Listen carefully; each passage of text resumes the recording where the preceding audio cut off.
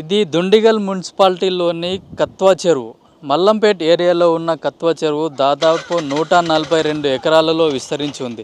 ఇది అధికారిక లెక్కల ప్రకారం 142 ఎకరాలు, కానీ ఇప్పుడుంది మాత్రం దాదాపు 60 ఎకరాలు మాత్రమే. ఇక్కడ ఈ చెరువును ఆనుకొని శ్రీ లక్ష్మీ కన్స్ట్రక్షన్ అనేవాళ్ళు ఇక్కడ మొత్తం పూర్తిగా విల్లాలు నిర్మించారు. దీన్ని నిన్న హైడ్రా అధికారులు ఇల్లీగల్ కన్స్ట్రక్షన్గా గుర్తించి వీటిని కూల్చివేయడం జరిగింది. లక్ష్మీ కన్స్ట్రక్షన్ వారు లేక్ ఫ్రంట్ వ్యూ అని చెప్పి ఇక్కడ వినియోగదారులను ఆకర్షించి మీకు ఇంటికి ఎదురుగానే ఒక అందమైన ప్రకృతి చూడొచ్చు, మీకు మీ ఇంటి ఎదురుగానే చెరువు ఉంటుంది, మీకు ప్రశాంతమైన వాతావరణం ఉంటుందని చెప్పి విల్లాలను ఏర్పాటు చేసి దాదాపు 1.5-2 కోట్ల రూపాయలతో ఇక్కడ విల్లాలను కట్టారు. అయితే ఇవి మొత్తం 302 విల్లాస్ ఇక్కడ కట్టడానికి అని వీళ్ళు ప్లాన్ తీసుకున్నారు. అయితే దాంట్లో దాదాపు 60 విల్లాకు మాత్రమే వీళ్ళు పర్మిషన్లు తీసుకొని మిగతా అన్నిటినీ అక్రమంగా నిర్మించారని కూడా అధికారులు గుర్తించారు. ఇక్కడ చూసుకున్నట్టయితే నిన్న హైడ్రా అధికారులు వచ్చి మొత్తం ఇక్కడ ఏ విల్లాలు అయితే ఉన్నాయో విల్లాలు ఉన్నాయో ఈ విల్లాలలో ఎవరైతే నివాసం ఉండలేరో వాటిని మాత్రమే కూల్చారు. ఇప్పుడు హైడ్రా నిన్న ఒక డిసిజన్ తీసుకుంది, ఎవరైతే అక్కడ ఉండట్లేదో ఆ ఇండ్లను మాత్రమే కూలుస్తామని, ఎవరైతే నివాసం ఉంటున్నారో వాటిని ముట్టుకోమని, ఖాళీగా ఉన్న వాటిని, కొత్త కన్స్ట్రక్షన్ అవుతున్న వాటిని మాత్రమే కూల్చివేస్తామని కూడా హైడ్రా అధికారులు చెప్పారు. అయితే మొత్తం శ్రీ లక్ష్మీ కన్స్ట్రక్షన్ వాళ్ళు కట్టిన విల్లాస్.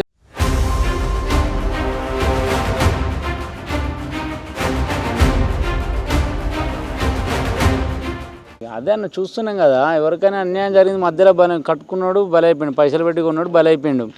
ఇప్పుడు ఆ బిల్డరు బాగానే ఉన్నారు, పర్మిషన్లు ఇచ్చిన వాళ్ళు బాగానే ఉన్నారు, కాబట్టి వీళ్ళకు పునరావాసంగా ఏదన్నా ఏర్పాటు చేసేసి ఆ బిల్డర్ను పట్టుకొని వీళ్ళు ఆ బిల్డర్ను బయటకు ఉంచి ఆమె ఆస్తులను జప్తు చేసేసి వీళ్ళకి ఇచ్చే ప్రయత్నం చేయాలి. ఇది ఎవరు కట్టింది, ఎవరు వాళ్ళకి ఏమైనా రాజకీయ పలుకుబడిందా మనకైతే తెలియదు. వాళ్ళు ఏమో ఎన్ఆర్ఐ అని తెలిసింది, ఎవరు విజయారెడ్డి ఏదో అంటున్నారు, విజయారెడ్డి శ్రీనివాస కన్స్ట్రక్షన్ అంటున్నారు. ఉంటేనే కదా ఇంత పెద్ద బిల్డింగ్ కట్టింది, పలుకుబడి లేకుండా ఎట్లుంటుంది? ఇలాంటి వాళ్ళు కంపల్సరీ సీఎం లెవెల్ ఉండొచ్చు, ఇంకెక్కడి వరకైనా ఉండొచ్చు, అది మనకు తెలియదు. ఉంటేనే ఇంతవరకు జరిగింది ఈ కథ, లేకుండా అయితే కాదు కదా. అది క్లియర్గా చెరువు కనిపిస్తుంది కదా, చెరువు పక్కనే ఉంటుంది. ఇది వీళ్ళ నిర్లక్ష్యం కూడా ఉన్నది, కట్టిన వాళ్ళ నిర్లక్ష్యం కూడా ఉన్నది. ఎందుకంటే ఇంత పక్కన చెరువు ఉన్నది, ఏదో గోడ కట్టి ఇప్పుడు పిల్లి కళ్ళు మూసి పాలైనంత మాత్రాన సరిపోదు కదా. పక్కపండి చెరువు ఉన్నది, గోడ కట్టినంత చెరువు పక్కపండి ఉన్నది, ఏ రోజైనా ఎఫెక్ట్ పడుతుందని వీళ్ళు కూడా ఆలోచించాలి కదా. మునిగిన తర్వాత ఏదో తలక పట్టుకోవడం కాదు, చేతులు కాలే ముందుకు ఆకులు పట్టుకోవాలి, కానీ కాలినాక పట్టుకుంటే ఏం లాభం? కాబట్టి కాలిపోయినాయి, సరే జరిగిందే జరిగిపోయింది. గవర్నమెంట్ తోటి ఈమె దగ్గర బిల్డర్ని పట్టుకొని రికవర్ చేయించుకోవడమే ఉత్తమం.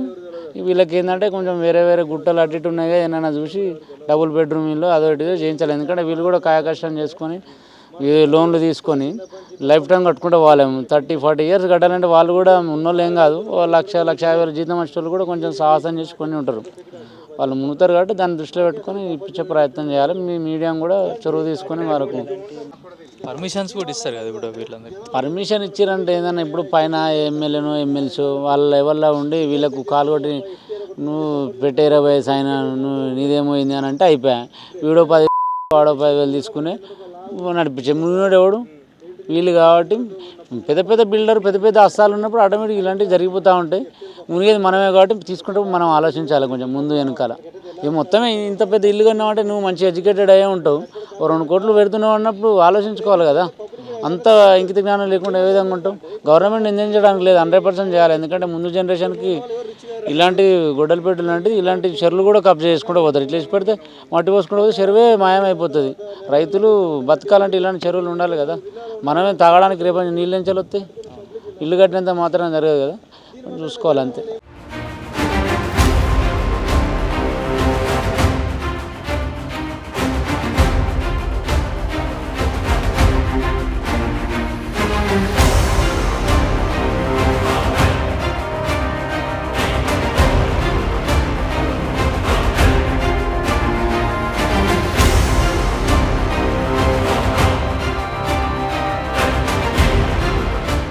లోకల్ బాచుపల్లి.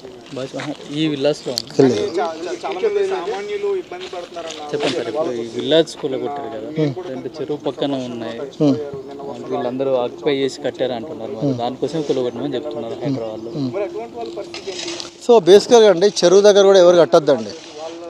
ఎందుకంటే ఇప్పుడు చెరువు ఇది ఎక్కడ దాకా ఉందో మనకు తెలియదు. అది ప్రాపర్ సర్వే చేస్తే తప్ప చెరువు ఒకవేళ ఈ బఫర్ జోన్లోకి వచ్చింది కాబట్టి వాళ్ళు కూలగొట్టింటారు.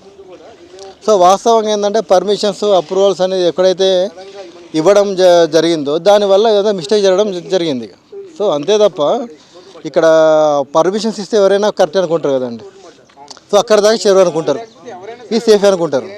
కాకపోతే ఏంది ప్రాపర్ ఎవరు సర్వే చేసుకొని సర్వే మిషన్లు తీసుకొని వచ్చి సర్వే అధికారులు తీసుకొని వచ్చి ఎవరు నమ్మరు. ఒక బిల్డర్ దగ్గర ఉంది, ఇక ప్లాట్లు ఉన్నాయి, హోమ్ ప్లాట్లు ఉన్నాయి, విల్లాలుగా కన్స్ట్రక్షన్ చేస్తాను, మీకు లోన్ వస్తుంది, పలానా దగ్గర ఈఎంఐ వస్తుంది అంటే జనాలు కొనుక్కుంటారు. దీనివల్ల ఏంటంటే పబ్లిక్ అల్టిమేట్గా నష్టపోతారు కదండి. ఇవన్నీ రిజిస్టర్ ఉన్న విల్లాసే, మేము ఎక్కడ అక్రమంగా చేయలేదని అంటున్నారు. సో రిజిస్ట్రేషన్ అండి. ఇప్పుడు ద థింగ్ ఈజ్ ఏంటంటే ఫస్ట్ ఆఫ్ ఆల్ ఒక హైడ్రా చట్టం ఉందని మనకి ఎవరు తెలియదు. హైడ్రా చట్టం ఉందని ఎవరు తెలియదు. ఇప్పటిదాకా ఇష్యూ అయ్యేదాకా బఫర్ జోనా, దాని తర్వాత నాన్ బఫర్ జోనా, ఈ వాటర్ నియర్ జోన్ అని ఎవరికి తెలియదు. ఎల్ఆర్ఎస్ ఉందా, హెచ్ఎండే పర్మిషన్ లేవట్ ఉందా, కరెంట్ ఉందా, ఇంతే తప్ప ఎవరికి కూడా ప్రాపర్గా తెలియదు. ఇప్పుడు ఏంది కొత్తగా వచ్చిన దీనివల్ల ఏమవుతుంది, గవర్నమెంట్ కూడా ఇనిషియేటివ్ తీసుకుంటుంది ఫ్యూచర్లో. ఓకే పర్మిషన్ ఇచ్చినప్పుడు ఇది హైడ్రాల్ ఉందా లేదా. దీనివల్ల ఏంటంటే సరే ఇప్పుడు ఎప్పుడైనా కూడా చేంజ్ అనేది మొదలవ్వాలండి. ఆది నుంచే మొదలవ్వాలని ఏం లేదు. చేంజ్ అనేది ఎప్పుడైనా మొదలవ్వాలి. ఇప్పుడు మొదలైంది. దీనివల్ల కొందరు సఫర్ అవుతారు.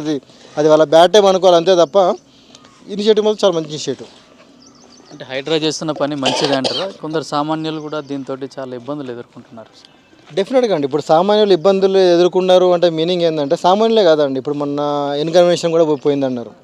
సో హైడ్రా చట్టం ఎవరికైనా వర్తిస్తుందండి.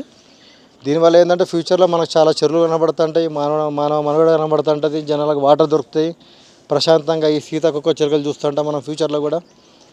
సో ఇప్పుడు చేంజ్ వచ్చింది, కొందరు బాధపడుతున్నారు అఫ్కోర్స్. కాకపోతే ఏంటంటే వాళ్ళకు ముందు నుంచి కూడా బాధే, కాకపోతే తప్పదు. ఎందుకంటే ఇప్పుడు ఎవరో చేసిన మిస్టేక్ వీళ్ళు బాధ్యులు అవుతుంటారు.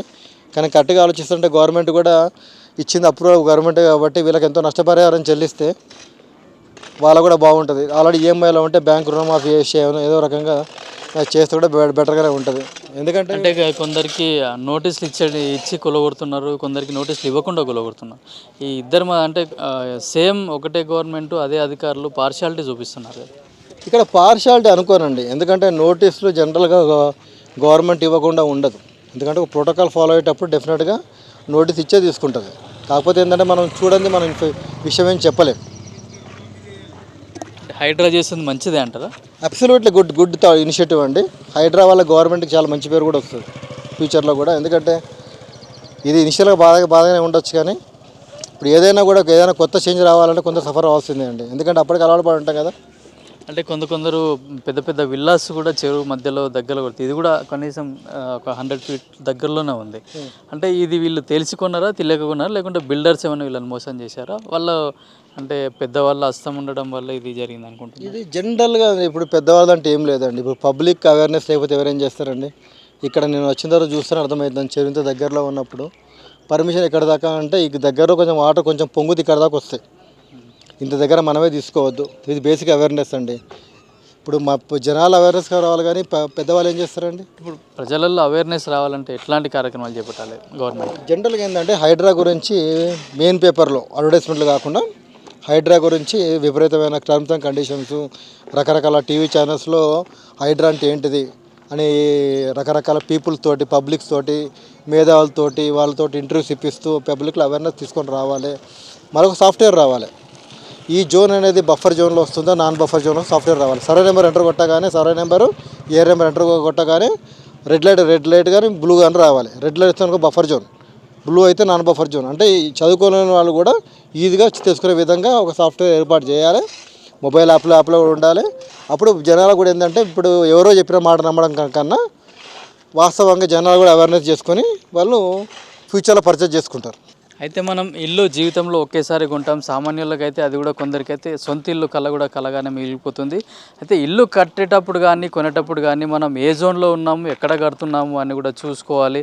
అట్లాగే ప్రభుత్వం తరపు నుంచి కూడా ఇది బఫర్ జోనా, ఎఫ్టీఎల్లా, లేకుంటే ఇది ప్రభుత్వ ల్యాండ్ అనే దానికి కూడా ఒక సరైన ప్రణాళిక రూపొందించి సామాన్య ప్రజలు కూడా వాళ్ళకు ఒక టెక్నాలజీ సాఫ్ట్వేర్ లాంటిది ఉపయోగించి ఆ సాఫ్ట్వేర్లో ఆ సర్వే నెంబర్ ఎంట్రీ చేస్తే డీటెయిల్స్ మొత్తం వచ్చేలా కూడా చర్యలు తీసుకొని ప్రజలకు అవేర్నెస్ కల్పిస్తే బాగుంటుందని ఇక్కడ ప్రజలు కోరుకుంటున్నారు. కెమెరామెన్ రాజుతో కిరణ్ కుమార్, పల్లవి న్యూస్, హైదరాబాద్.